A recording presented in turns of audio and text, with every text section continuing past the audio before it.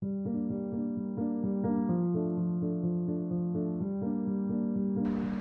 church here was a very active, very busy church some years ago. But the time came when the church leaders decided it was time to retire, and they moved up north. And the rest of the congregation decided that they didn't want to continue, and so the church here closed. And we were very close to deciding to sell the building, but then we realised that there was a residential home next door, and maybe we ought to just look into it a bit more carefully before the final decisions were made. We hadn't properly explored what the church meant to the individuals living in that home. And it was only when we sent a couple of people in to talk to the manager of the home that we became very much aware that the church for them was very much part of their life. And from that, we made the decision to reopen. When we decided to restart the church, we identified that we would need somebody to run the project here. And I very carefully researched the skills and the gifts and the talents that person might need. So I looked at what other groups were doing, tried to identify experience of people with learning disabilities, experience of leading worship for people with learning disabilities, a whole range of skills that we felt were appropriate. When we actually appointed somebody who probably didn't have many of those skills, but he had another amazing set of skills, one of which was wanting to share the love of God with everybody and to build a church, and that has proved to be enough. The rest you can learn. I would drive past every day, dropping my son to school, and pray, Lord, do something with that building. There's a church that's closed there and no life. That's when I had the situation where I was suddenly able to take a job after a personal change in circumstances. I applied to the Federation. I didn't have any idea as to whether I'd get the job. I didn't have most of the skills, if not all of the skills they were looking for. I just knew that God was calling me to this building and this community. When you're leading a church for adults with learning difficulties, the first thing you have to do is learn to roll with the punches. Because things, however much you plan, things are always going to work out differently. And that's one of the big lessons we've all learned in this team, is that we can put our plans in place, but you have to deal with the people that come through the door.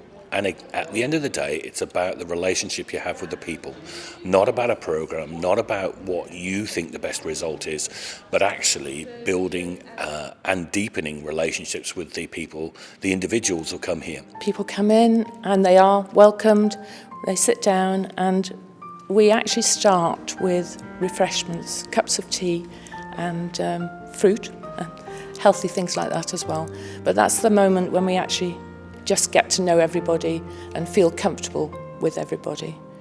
And then we move to the end of the sanctuary, and there we have our worship, starting with songs that they know, and then go into a little story or a little message or something which can be understood by everybody.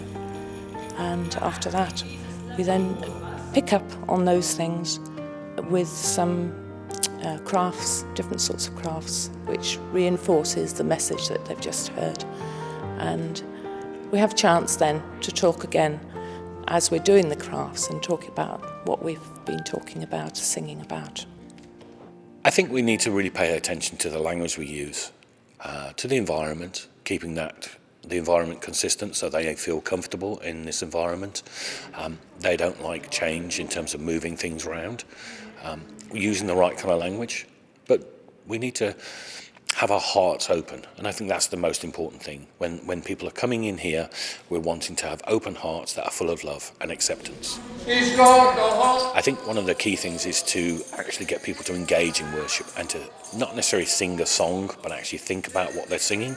And we've seen that on a few occasions where some of the people have actually really gone past we have some actions, we have some words, and we're making a noise.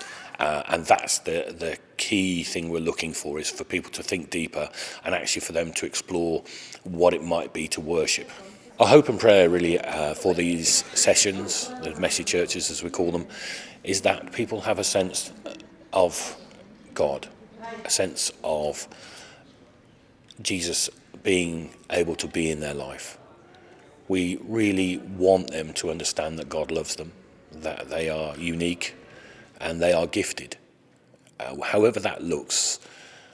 And some of the people we meet, we see they have some unbelievable gifts, and they're so unique, and just made in such a way that we just know that it is God who's crafting these individuals. We always pray that they would go away, they would feel uplifted, they would feel strengthened, and that their faith would be ignited and deepened.